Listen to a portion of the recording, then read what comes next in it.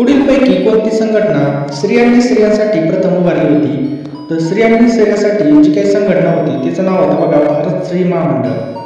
पुढचा प्रश्न आहे बघा, कोकणची गांधी म्हणून कोणाला ओळखलं? काय प्रश्न आहे बघा, कोकणची गांधी म्हणून खालीलपैकी कोणाला ओळखलं? अतिशय महत्त्वाचा प्रश्न आहे मित्रांनो.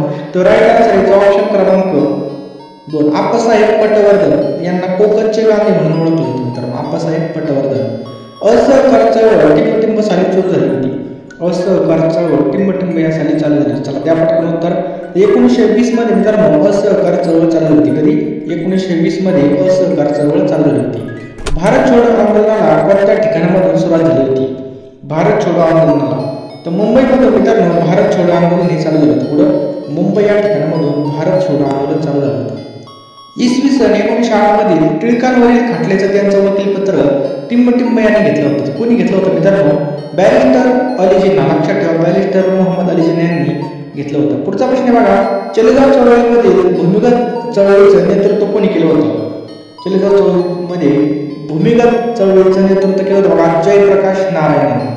पुढचा प्रश्न मित्रांनो, लाल गावकरमधील लाल हे कोणत्या राज्याचे होते?